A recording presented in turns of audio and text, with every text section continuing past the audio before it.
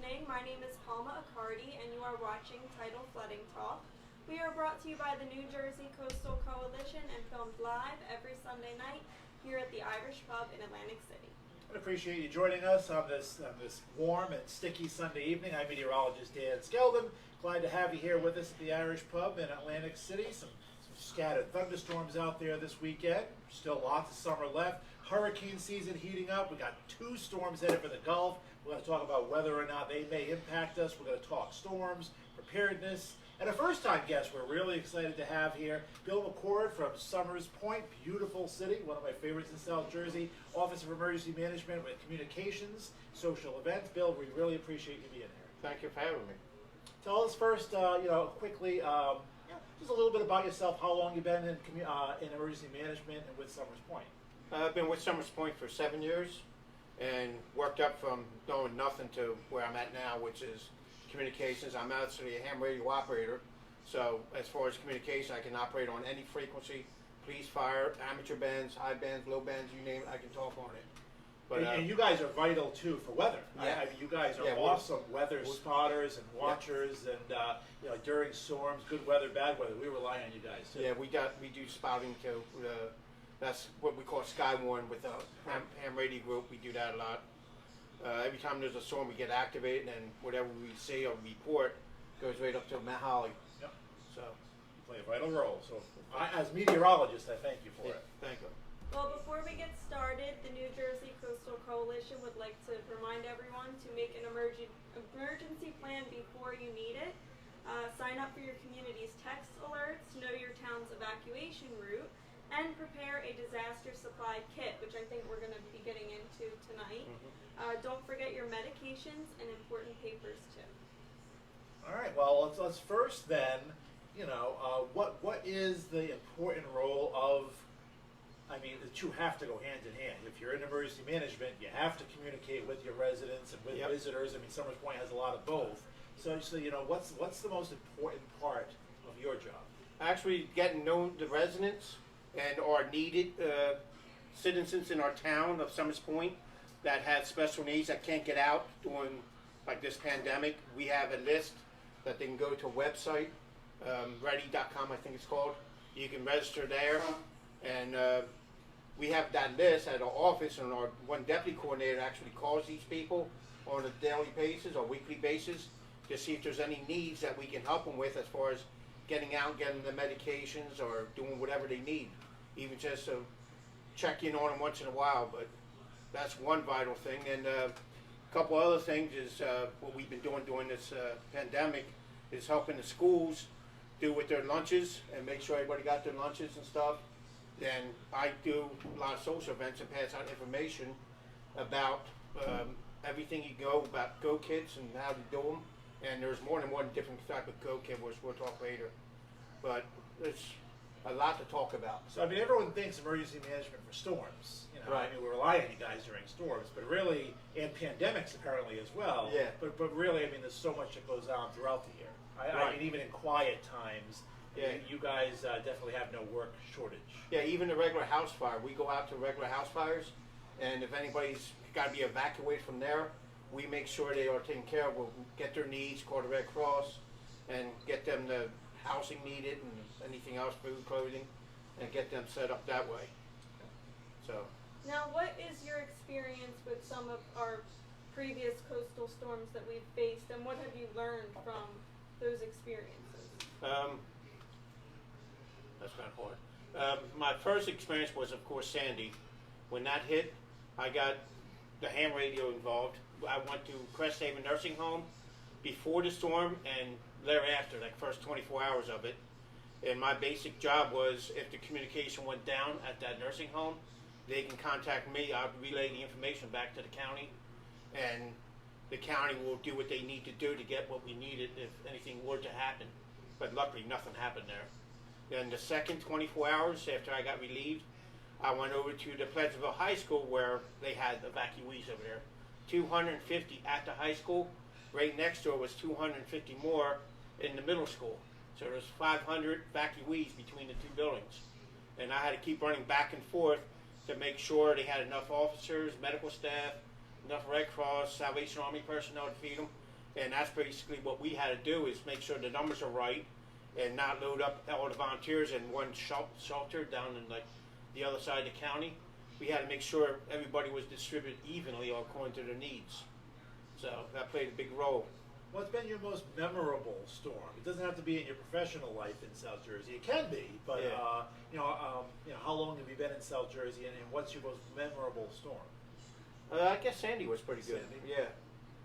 And Summers Point was, had the tidal flooding. Bay Oh, yeah. Avenue was underwater. Yep. Some of my favorite restaurants and businesses were significantly impacted. Yep. And being on the bay, it's something that in tidal flooding, and people think, oh, the islands flood. The bays flood too. Summers Yep. Point. And Yep, the back we've had bays. the mayor of a Delaware Bay community. The back bays in Delaware Bay obviously flood as well. So just because you're not oceanfront doesn't necessarily mean, all right, we don't have to worry about it. Right. Right. What kind of communication is involved when a coastal storm is headed our way? Well, I'm actually a ham radio operator, so I can talk on the police band if necessary, the fire, the rescue, amateur bands. There's really no frequency I can't really talk on. So I can pretty much contact the hospital if necessary. I can talk to anybody on the VHF, UHF, 160 megs all the way up to 10 meters, up to the 900 digital. And we do have a digital ham radio stuff where we can take a picture and send it over the airwaves and have it sent to the other side. And all Morse code, everything else is all digital now. Yeah, I didn't really take that into consideration. Yeah. Pictures as well. Yeah, we send pictures now. If somebody comes up to a shelter or going through the line saying they're here to work, we can take a picture of this. If they don't have the ID, we can take a picture of them and send it through the phone or the radio over the airwaves, and it'll come up on the other end, and they can identify them that way. So Now, is it traditional? Are Summers Point lucky, or is it traditional for emergency management to be tied with like ham radio? And do most emergency management departments, is that something they rely on, or is it just a kind of fortunate where? Summers Point's very fortunate because I don't think any other emergency management in the county has radio operators. Okay. I know Northfield does because they're good friends of mine. Okay. But Summers Point has 6 out of 13 members with a ham radio license. Okay. And there's 3 different classes of ham radio. There's general, the technician's the beginning, general's the next, and then the extra. And to work all the stations, you have to be at least a general, which everybody is, Okay. except my wife, and she's only a tech. Okay. But she's the medical officer. So, Now, if you are watching live on Facebook, you could add comments or questions. We are checking them as we go. Dan, Andrew Lee wants to know, what is worse, murder hornets or 2 hurricanes in the Gulf at the same time? 2020's been one heck of a year. I think everyone will agree, and we've seen everything. I even clicked on a CNN headline the other day where it was like, asteroid to hit, to come close to Earth the day before Election Day or something like that. Wow. Now you click on it and it's true, but the asteroid is 6 feet big.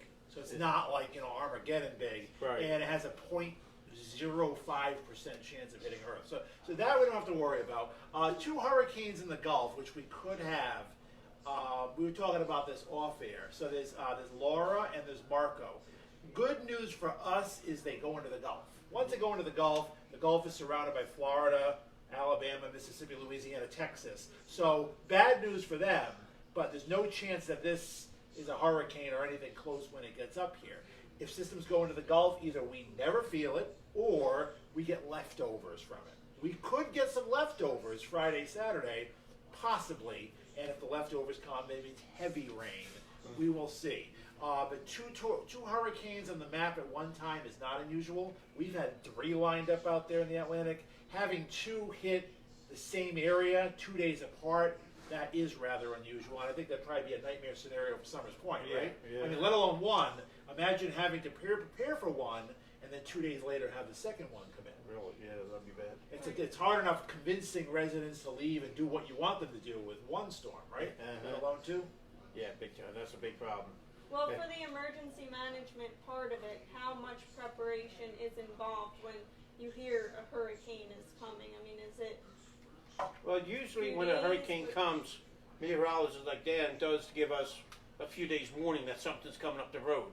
So then we'll put out on our Facebook page post, which we do have a Facebook page, you look up that, and that'll tell you what's going on. We usually repost everything we get from the Mahali, and when they say something's coming, try to prepare. So get your kits ready, get them up to date, and make the preparation. Get your medications filled up. Make sure you don't run out during the storm, and all that good stuff. There's enough warning with the hurricanes. And that's something that they should be doing now. I mean, when Yeah. there are no storms coming, now it's human nature to wait until the East Coast might be hit 4 days from now. Like with Sandy, we had 8 days warning, which was Right. a wonderful forecast. With Derecho, we had no warning, Right. which was for a few months earlier. So I always use those two as the extremes. Right. Severe thunderstorms, you get minutes warning sometimes. Right. Hurricanes, you'll never be surprised. I mean, you'll Yeah. always have a couple days. But I think you guys would all suggest, and I know Palma and I talk about it a lot, the time to prepare is Way before. in the quiet time when nothing's going on. Number one, stores will have everything because when the storm's coming, everyone flocks to the stores. Exactly. And your more sense of memory is better when you're not under stress. So 90% of the times when somebody goes to a shelter, they always forget something, either their medication that they forgot on their nightstand or whatever, or like they didn't bring enough clothes, or they thought, like when you go to a shelter, you're not going to eat that good. Right. Like that's like a little spoonful of this, spoonful of that. So grab snacks, grab cookies, keep in your bag or whatever. But everybody that goes to a shelter, they always say, "Oh, can I get this?" Or they forget their cigarettes, or they forget their lighter. All that stuff. You have to think about it when you have a calm head. There's nothing going on, and pack up your bags like you're going away on vacation a month from now. Well, we've had a special episode in the past about these emergency supply kits, but briefly, what are some more items that you think people should have prepared? Whether it's to keep in the house or if they need to pack up and go. Well, what you should do is got a suitcase ready to go with not necessarily medication. You take that on a regular basis, but you can put your towel, your soap, all your toilet, like an extra toothpaste, soap, toothbrush, all that stuff you can buy at a 79-cent store. Put that in a sandwich bag, put that in a suitcase. Your undergarments, you can keep that. Your outer clothes, you can't really pack that up until a couple days before because it can change in the weather. You can do it like in July, or you have to evacuate in September. It might be totally different weather climates. You don't know what to dress for. But that's the kind of stuff you have to do a couple days beforehand. And as far as your medication, make sure you bring that the day of.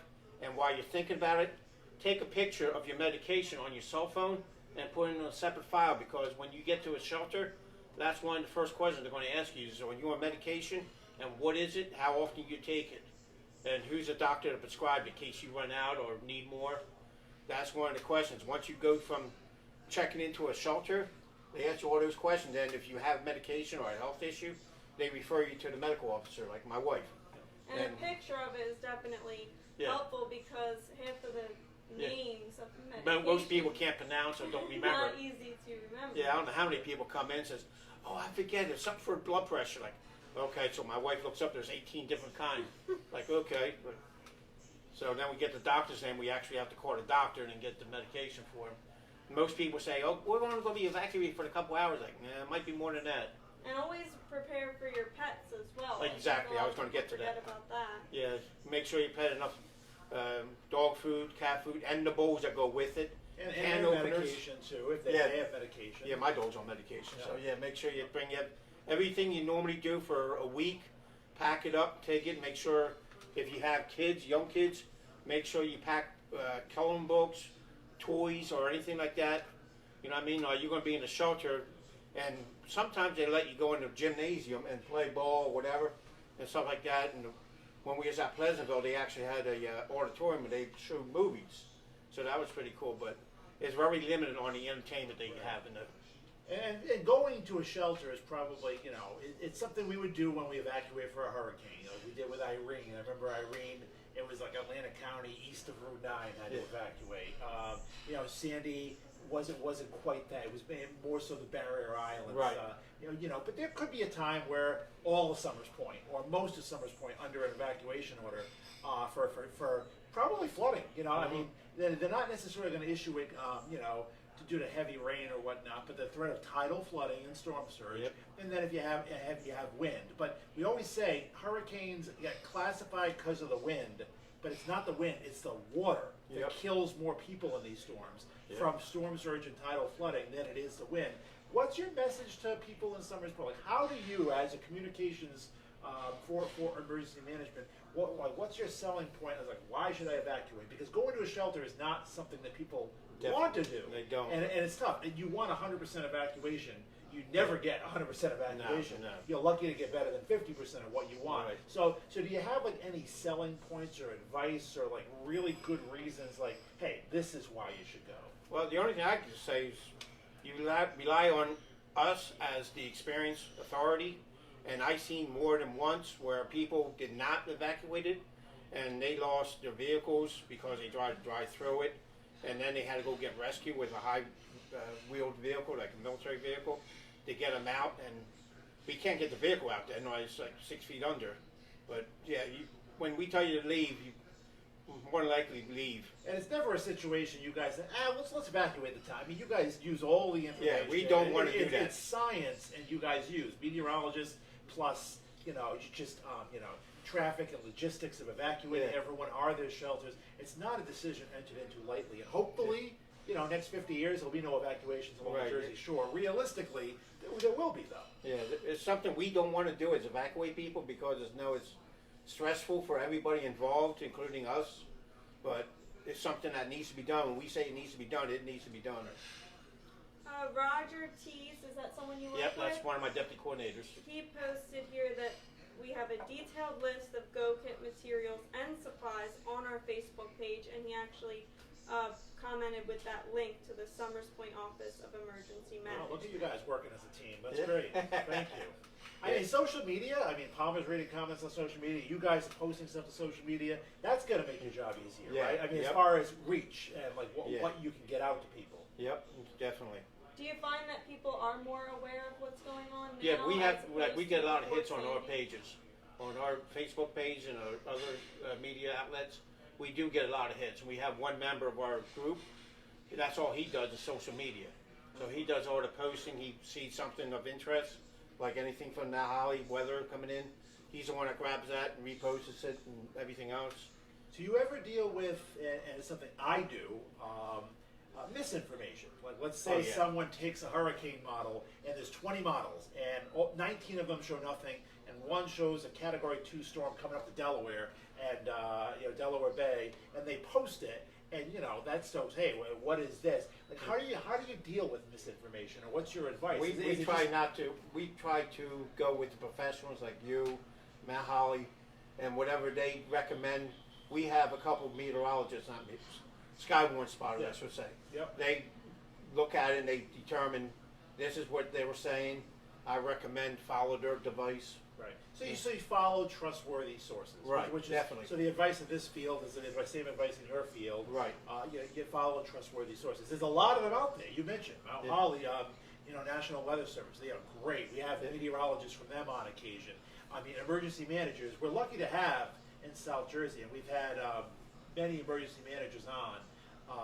We have every town that I know of has a great staff for emergency management. I've worked closely with Ocean City, Somers Point, Absecon, just to name a few, and we're lucky to have great county and municipal emergency management offices. So those are the people you should be listening to. Yep, exactly.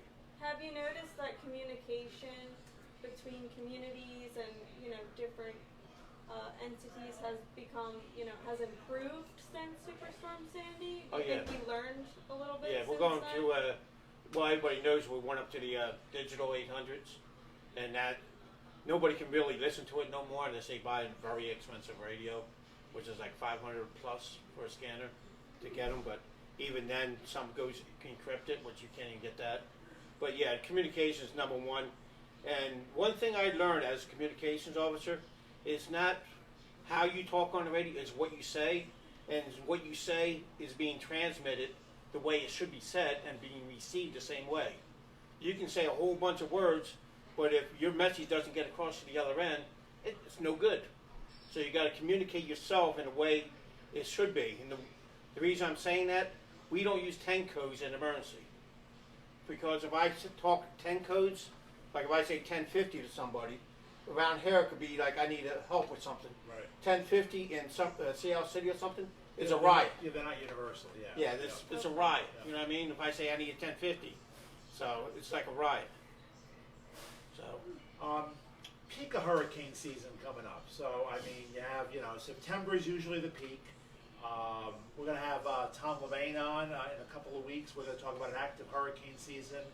September is the month we have to be the most concerned. Sandy taught us it goes all the way to Halloween. Actually, hurricane season goes to November 30th. Yeah. So what do you recommend for people in this busy year? I mean, the advice probably is the same as a quiet year. But now we have 2 storms heading into the Gulf. No immediate threats for South Jersey. What should people be doing now then? Like, if they haven't done it already. Well, like I said, number one is the Go Kits, which my deputy coordinator, Roger, has mentioned, to get the kits going, get it started, and hopefully complete it. And you have one kit that's for your clothing and this for everybody in your house and your animals, and get another kit for food, snacks, that kind of stuff, because, like I said, when you go to a shelter, you're not going to be eating that good. You're going to be very limited. So. And do you think people know their evacuation routes? Like, do you think people in South Jersey in general, are they aware of their emergency evacuation Most of them are routes? not. Okay. So we have evacuation routes that is actually on our website as well. Yep. So you have to go and check all that stuff out. And if anybody wants me to go to their organization and talk about this, I'm more than happy to contact the office at Summers Point, and I can come out and do a little talk with you guys person to person. And what's that phone number at the office? You don't know. Well, the Okay, all right. Facebook link Yeah. is Yes. actually in the comments here for Yeah. the Summers Point Yeah, Office of Emergency Management. So anyone yeah. watching this video now can just go to the comments and click on that link. Roger T's Yeah. posted it. We do have a few other comments. Kristen Kaiser says hello. Dan Palma and Mr. McCord. Let Hi, me Kristen. see. Jeffrey says, hey, Dan and company. That's Jeffrey Davis. Don Mason asks if either of the hurricanes is heading this way. All right. Not directly. They're going into the Gulf. When they go into the Gulf, if they come this way, they got to go through Louisiana, Alabama, Mississippi, Tennessee, North Carolina, all this land, so it won't be a hurricane by the time it gets here. If any Gulf system affects us, we get the leftover rain, which can be substantial depending on how much rain is intact. That'd be Friday or Saturday. We'll have to see where they go, but no hurricane or no tropical storm is coming up the coast. And we had a tropical storm just 4 weeks ago, Isaias, which you drove half hour before or after it hit through the tornado in Marmora. Yeah. So we kind of had a little test run. I mean, that wasn't even a hurricane. That was a tropical storm. Yep. And we had tornadoes. We had 70-mile-an-hour winds. We had power outages. So, I mean, and that was just a tropical storm. Shows you it doesn't have to be a hurricane to cause problems. Nope.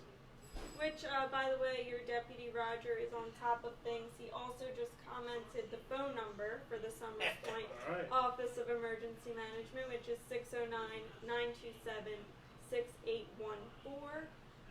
Angelo asks Dan if these 2 hurricanes will come close enough for a Fujiwara effect. And that's basically And when how that'll affect the models. when the hurricanes come really close, they start to feel the spin, and it's almost like they do a little symmetric dance. Oh.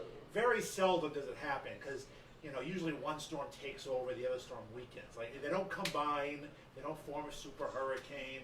I don't think they're going to come close enough. There'll be a day or two apart where they won't feel the effects.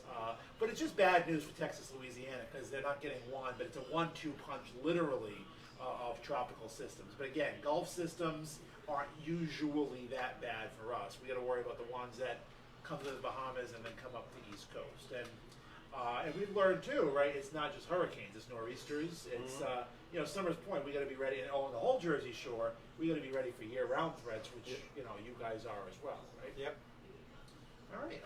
We were talking with Bill McCord, Summers Point Emergency Management Communications and Social Events, Yep. Social Director. We really appreciate you being here, Bill, and coming down on the weekend. and giving up some of your time to be a first-time guest, and hopefully not only one-time guest. We'd like to welcome you back. Hopefully, when things are still nice and quiet, we have no storms and no recent memories to chat with us again. No problem. Thank you for having me.